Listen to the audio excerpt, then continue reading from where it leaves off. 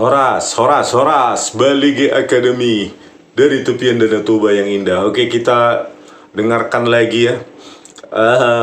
Prabowo soal korupsi. Ikan busuk dimulai dari kepala, katanya.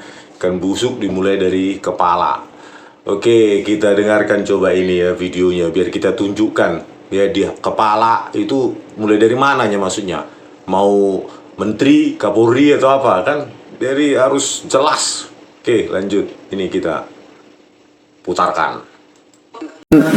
Kita harus berani menghadapi dan memberantas korupsi dengan perbaikan sistem, dengan penegakan hukum yang tegas, dengan digitalisasi. Insya Allah kita akan kurangi korupsi secara signifikan. Tapi ini harus kita lakukan. Seluruh unsur pimpinan harus memberi contoh. Ingarso sing tulodo. Saudara-saudara sekalian, ada pepatah yang mengatakan, kalau ikan menjadi busuk, busuknya mulai dari kepala. Semua pejabat dari semua eselon dan semua tingkatan harus memberi contoh untuk menjalankan kepemimpinan pemerintahan yang sebersih-bersihnya. Mulai dengan contoh dari atas dan sesudah itu penegakan hukum yang tegas dan keras. Ada pepatah, ikan busuk mulai dari kepala. Jaga emosi, jangan terpancing. Karena emosi yang mudah reda dan tidak bisa dikontrol ini juga tentunya akan mengakibatkan perbuatan yang kita lakukan kemudian tidak terukur, dan ini juga berdampak apalagi bagi rekan-rekan yang memiliki kewenangan, diberikan kewenangan khusus oleh undang-undang, dan ini berpotensi menjadi masalah bagi yang tidak bisa kontrol. Jadilah pemimpin yang mampu melayani. Bagaimana seorang pemimpin itu harus bisa melayani, menempatkan anggota masyarakat sebagai prioritas besar. Jangan kita yang memerintah dan kemudian tidak tahu kesulitan anggota. Ini tentunya akan menjadi masalah. Jadi hal seperti ini tentunya harus kita lakukan. Turun ke lapangan, memahami, mengerti apa yang terjadi di masyarakat. Turun ke lapangan, memahami, mengerti apa yang menjadi kesulitan oleh anggota sehingga kemudian kita bisa bicarakan. Ini tidak gampang, mudah dibicarakan, tapi tidak mudah dilakukan. Tapi ini saya yakin rekan-rekan semua mampu untuk melaksanakan. Karena rekan-rekan adalah pemimpin-pemimpin yang membawa perubahan untuk masa depan institusi yang lebih baik. Menjadi teladan dan contoh bagi anggota ini menjadi sangat penting. Ada pepatah, ikan busuk mulai dari kepala. Artinya, kalau kita ingin berubah, maka jadilah teladan. Pimpinan harus jadi teladan. Baru di bawahnya juga akan menjadi baik. Pesan dari kedua pembesar, yang satu dari Prabowo Subianto, yang satu dari Kapolri. Kalau dari Kapolri ya sudah terbiasa ya kita omong kosong ya. Dia bentuk tim sus untuk Vina Cirebon, terdiri dari Kadif Propam, Irwasum, Kabareskrim, hasilnya 0.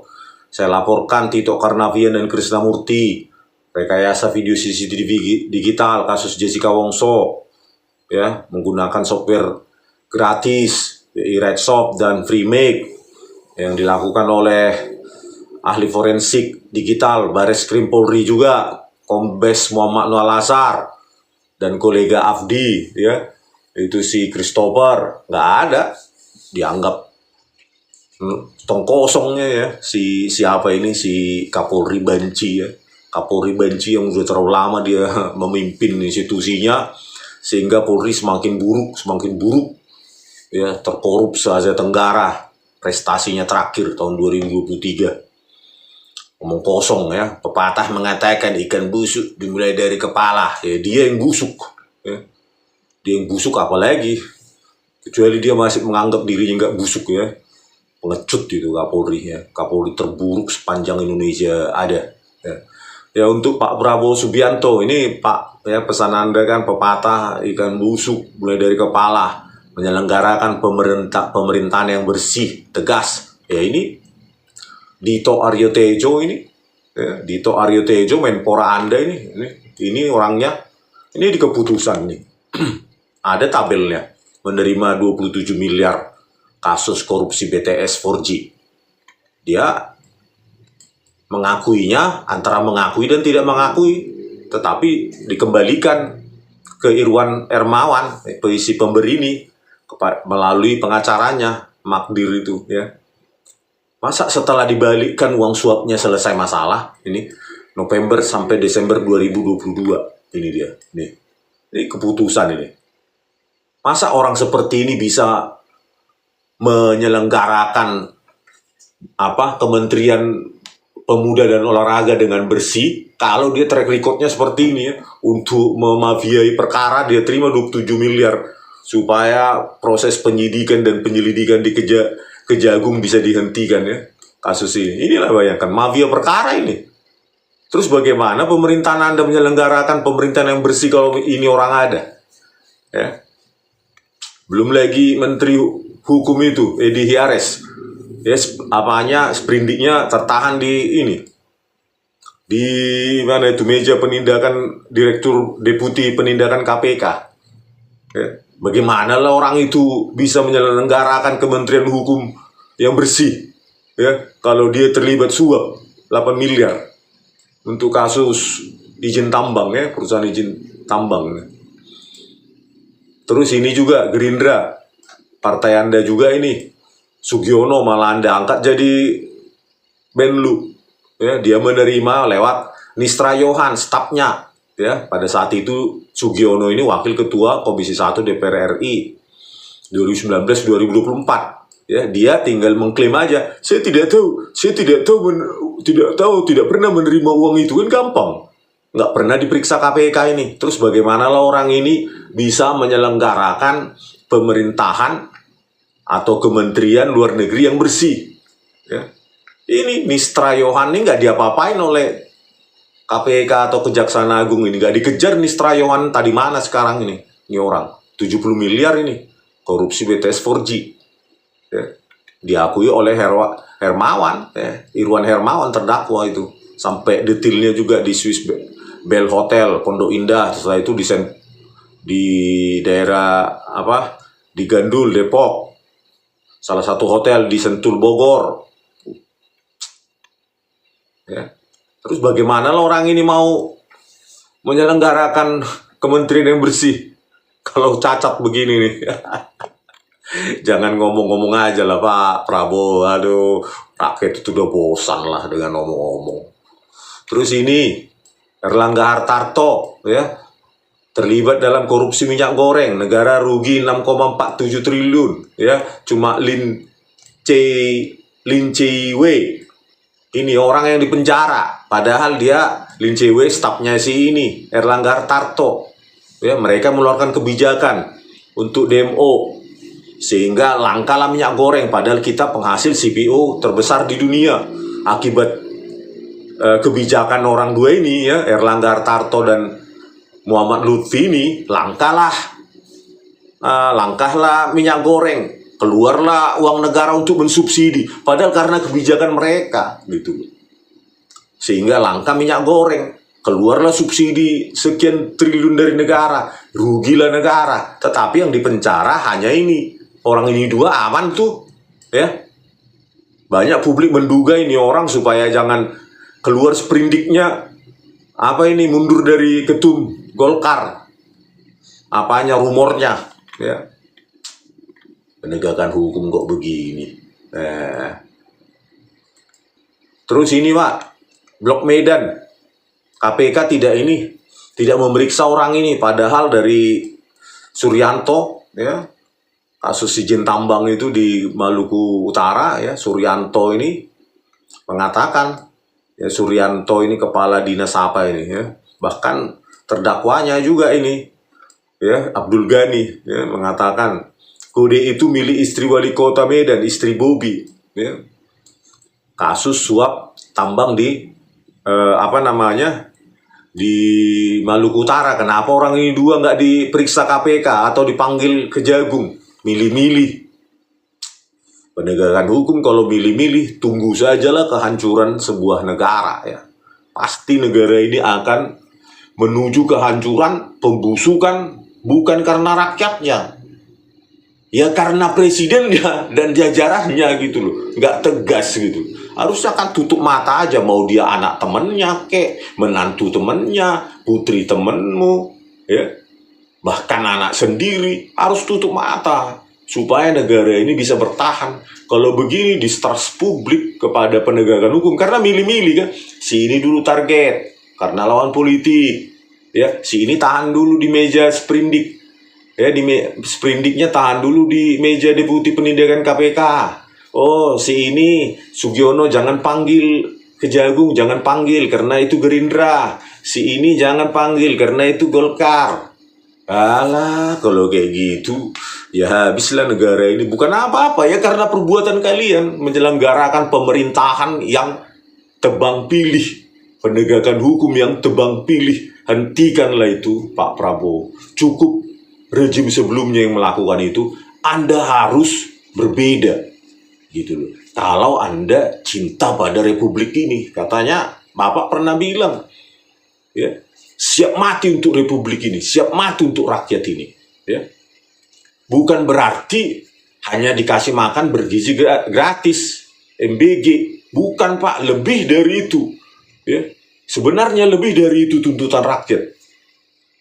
Penegakan hukum yang tidak pandang bulu, bahkan kepada keluarga Anda pun hukum itu tetap berlaku sama seperti pada kami rakyat jelata yang tidak punya uang, tidak punya kekuasaan apapun. Ya, itu yang paling penting sehingga semua aman.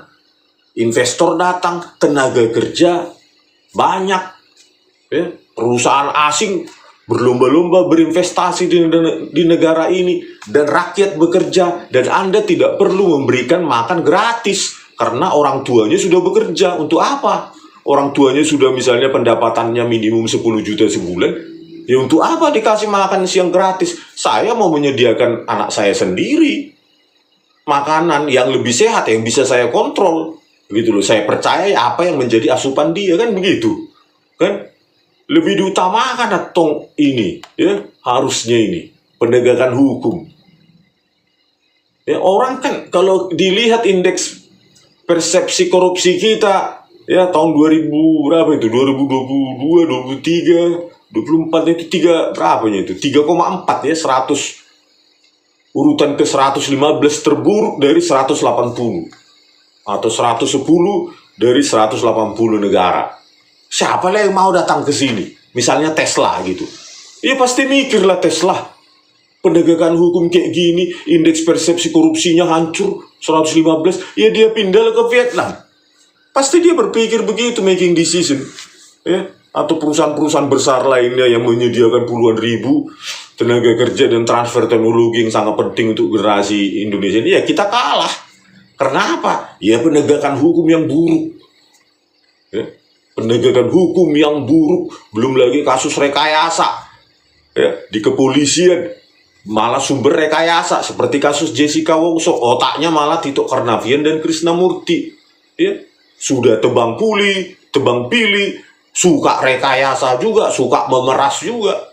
Kan ini tantangan yang sangat besar bagi Anda untuk merubah Indonesia ini ke depan. Mau hancur di 2045 atau memang emas. Ya, ini kan cuma 20 tahun lagi. Bagaimana membenahi penegakan hukum yang semakin hancur ini? Ya, kita lihatlah nanti 2025 ini IPK kita, indeks persepsi korupsi kita lebih hancur dari 3,4 atau datar tetap 3,4 atau naik gitu.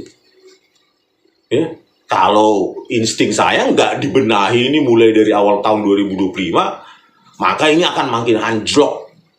Ya, bukan 3,4 lagi skornya, tetapi mungkin 1. Dan bukan hanya perusahaan keren saja nanti yang lari dari Indonesia. Perusahaan pakaian saja nanti akan lari dan semua akan menjadi pengangguran. Dan beban Anda semakin berat. Karena apa? Perlu bansos, perlu ngasih makan gratis lagi. Mungkin bukan hanya siswa yang lain juga butuh makan. Akan terjadi huru-hara karena tidak ada lapangan pekerjaan.